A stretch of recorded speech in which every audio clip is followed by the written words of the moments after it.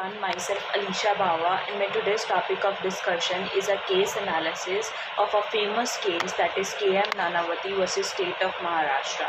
So let us go through what are the judgment, what are the facts of this case. It is a landmark case in the criminal history of India. This judgment made its place as soon as it was pronounced. The appeal presented the commonplace problem of an alleged murder by an enraged husband of a paramour of his wife. But it aroused considerable interest in the public mind by the reason of the publicity it received and the important constitutional point it had given rise to at the time of its admission.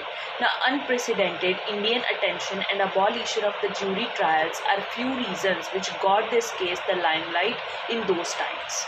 Now, let us discuss what are the facts of this case.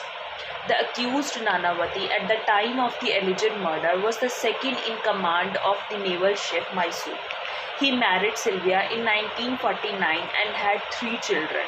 Since at the time of the marriage, the couple were living at different places having regard to the exigencies of services of Nanavati. Finally, they shifted to Bombay.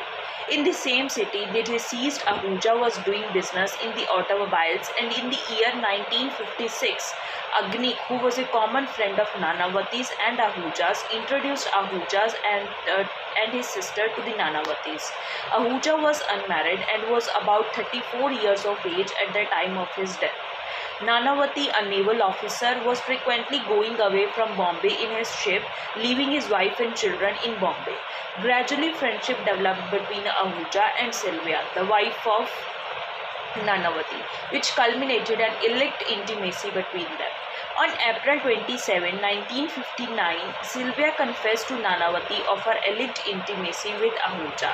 Enraged at the conduct of Ahuja, Nanavati went to his ship, took from the stores of the ship a semi-automatic revolver and 6 cartridges on a false pretext, loaded the same and went to the flat of Ahuja, entered his bedroom and shot him dead. Thereafter, the accused surrendered himself to the police. He was put under arrest and in due course he was committed to the sessions for facing a charge under section 302, that is the murder of the IPC. But the defense version was that the accused was away with his ship from April 6, 1959 to April 18, 1959. Immediately after returning to Bombay, he and his wife went to Ahmednagar for about 3 days. Thereafter, they returned to Bombay and the accused noticed that his wife was behaving strangely and was not responsive or affectionate to him. When he questioned, she used to evade the issue. At noon on April 27, 1959, when they were sitting in the sitting room for the lunch to be served, the accused put his arm around his wife affectionately. When she seemed to go tense and unresponsive, after lunch when he questioned her tense and unresponsive about her fidelity, she shook her head to indicate that she was unfaithful to him. She shook her head to indicate that she was unfaithful to him. He guessed that her paramour was Ahuja, as she did not even indicate clearly whether Ahuja would marry her or look after her children. He decided to settle the matter with him. Sylvia pleaded with him not to go to Ahuja's house as he might shoot him. Thereafter, he drove his wife, two of his children, and a neighbor's child in his car to a cinema, dropped them there, and promised to come and pick up at 6 p.m. when the show ended. He then drove his car to his ship as he wanted to get medicine for his sick dog. He represented to the authorities in that ship that he wanted to draw a revolver and 6 rounds from the stores of the ship as he was going to drive alone to Ahmednagar by night. Through the real purpose was to shoot himself. On receiving the revolver and 6 cartridges and put it inside the brown envelope. Then he drove his car to Ahuja's office and not finding him there, he drove to Ahuja's flat, ranged the doorbell, and when it was opened by a servant, walked to Ahuja's bedroom and went into the bedroom and shut the door behind him. He was also carried with him the envelope containing the revolver.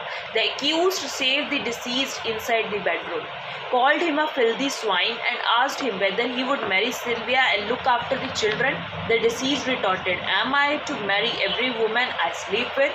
The accused became outraged, but the envelope containing the revolver on a cabinet nearby, and threatened to thrash the deceased.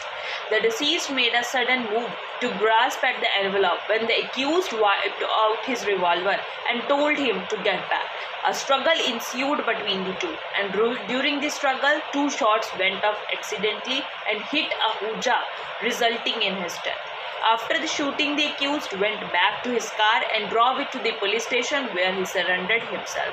The trial court convicted under Section 304A of IPC, and in appeal, the High Court converted it into Section 302 of IPC.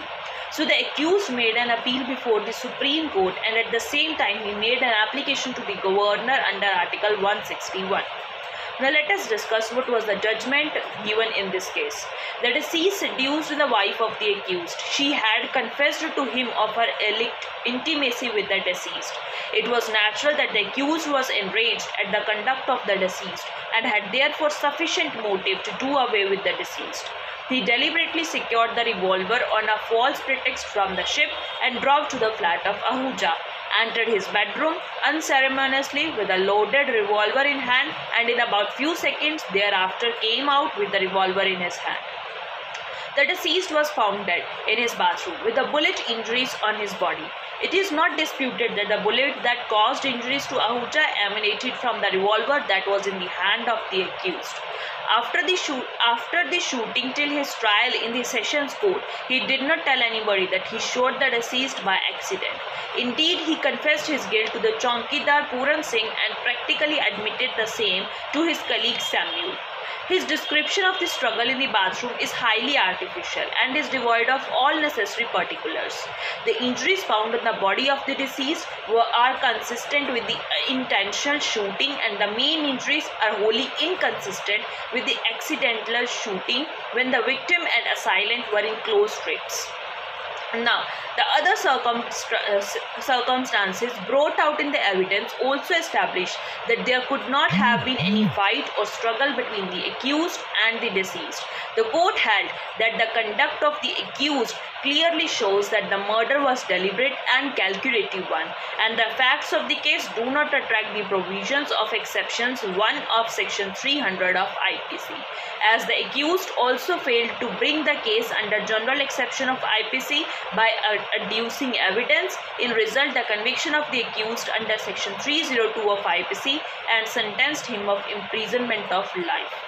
Now, to conclude this, I would like to say that the aforementioned judgment was able to grab the attention of the nation, and owing to the fact that the crime of adultery had given a birth to the crime of murder, not amounting to culpable homicide, the accused moreover was a decorated officer of the Indian Navy, and such crime committed by him got accepted by the society owing to the pitiful journalism towards him.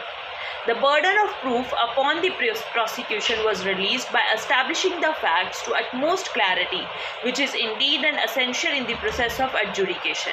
Also referring the case to higher judiciary and jury being erroneous on the point of law was something that pointed out amount of corruption in the judiciary, resultant of which was abolition of jury system in succeeding criminal procedure.